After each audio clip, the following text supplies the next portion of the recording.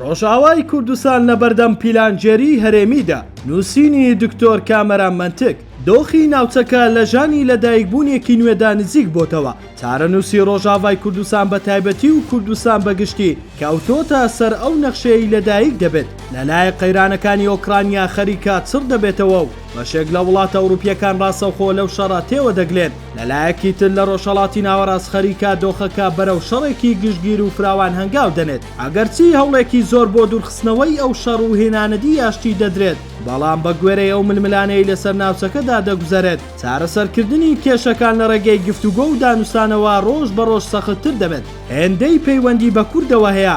ئێستا پیلانجێریە سەرەکیە دژی ڕۆژاوای کوردستان چڕ بۆتەوە. ئەگەرچی هەرێمی کوردستان وەک تەکتیک هەوڵ دەدا لەگەڵ بەغدا ڕێک بکەوێت، بەڵام بە تەواوەتی لەبەری تورکیدا تێوەگلاوە. ئەمەش لەلایەک دەبێتە هۆی ئەوەی هەر ڕێککەوتنێک لەگەڵ بەغدا ئیمزای بکات بەهای ئەو کاغەزەی نەبێت کە ئیمزاکەی لەسەر دەکرێت. لەلایەکی تردەی خاتە بەرەیەکی پێچەوانە لەگەڵ ڕۆژاوای کوردستانەوە، واتە پێچەوانەی بەرژەوەندیەکانی کورد بەسەر دوو بەرەی دژبێکدا دابەش بووە و ئەو یەکێتیەی کورد خەونی پێوە دەبینێت ڕۆژ بە ڕۆژ دوورتر دەکەوێتەوە. ئیسرائیل خەریکە کۆنتڕۆڵی هاوسەنگی هێزی ناوچەکە دەکات و کات بۆ ئەوە دەکات نەخشەی سیاسی ناوچەکە بە گوێرەی بەرژەوەندیەکانی خۆی دابڕێژێتەوە. ئەما وای کردووە و هێزانەی سەر بە تورکیان لە سووریا خۆیان لە هەموو ڕوبەڕووبوونەوەیەک لەگەڵ ئیسرائیل بەدوور بگرێت. ئەوانە نوێنەراتی سوننە دەکەن و لێدانی ئێران لەلایەن ئیسرائیلەوە کە بەرژەوەندی خۆیان دەبینن. بۆیە هەوڵ دەدەن بۆ هەر شێوەیەک بێت لەگەڵ ئیسرائیل پێک بێن و دەستبەرداری هەموو ئەو شتانە بن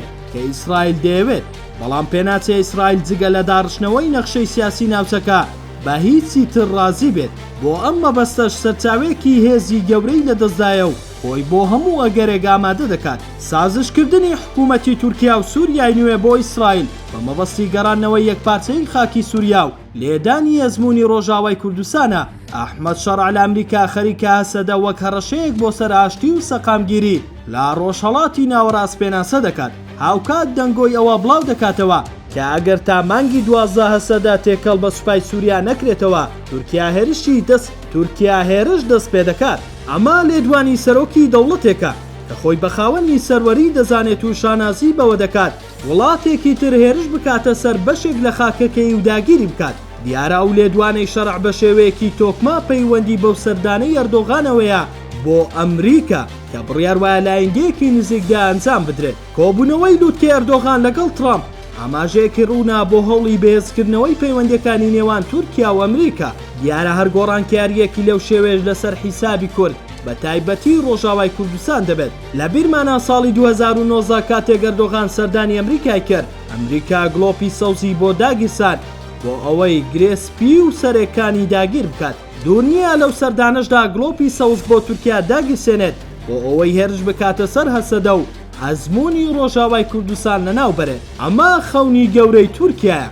لە هەمان کاتدا سەرۆکی ئیسرائیل پلانی سەردانی ئەمریکای هەیە. ئەما لەلایەک ئەگەری نزیکبوونەوەیەک لە نێوان تورکیا و ئیسرائیل دروست دەکات. بەواتایەکی تر جۆرە ڕێککەوتنێک دێنێتە بەرهەم کە تورکیا لە فراوانخوازیەکانی ئیسرائیل نەترسێت و هێڵێکی سووری نوێ لە نێوانیاندا بکێشێت. کورد لە ڕۆژاوا ئەگەرچی بە شێوەیەکی سەرەکی پشتی بەخۆی بەستووە، بەڵام بەرژەوەندی هاوبەشیشی لەگەڵ هەندێک هێزی ڕکابەری تورکیادا هەیە، لەوانە ئیسرائیل کە کورد بە شێوەیەکی گشتی بەهەڵا زۆر هیوای نزۆکی لەسەر هەڵدەستنێت. لەبەرەوەی ئیسرائیل تەنها بۆ بەرژەوەندی استراتیژیەکانی خۆی کار دەکات و هەموو کارتێکیش بۆ ئەم مەبەستا بەکاردەهێنێت. بۆیە ئەو نزیکبوونەوەی لە نێوان شەڕق و ئیسرائیلدا هاتووتە ئارە جۆرێک لە هەڕەشە لەسەر ڕۆژاوای کوردستان دروست دەکات، چونکە بۆ ئیسرائیل ئاسانترە لە ڕێگەی دەوڵەتێکی فەرمیەوە ئامانجەکانی خۆی بێنێتە دی نەک هێزێکی وەک هەسەدا بۆ ئەم مەبەستا ئامادە بکات. لە ئەگەری هەڕێککەوتنێکی هەرێمیدا جارێکی تر کورد دەبێتە قوربانی، چونکە ئەو هێزانەی وانیشان دەدەن پاڵپشتی کورد دەکەن. کورد تەنها وەکو کارتێک بەکاردەهێنن و هەر کاتێک پێویستیان بەو کارتە نەما تووڕی هەڵدەدەن. ناکرێت کورد جارێکی تر بکەوێتە دوای ئەمریکا و ئیسرائیل و فری و بخوات. لەبەر ئەوەی وەک کیسنجەر دەڵێت دوژمنداری لەگەڵ ئەمریکا گوژەرە.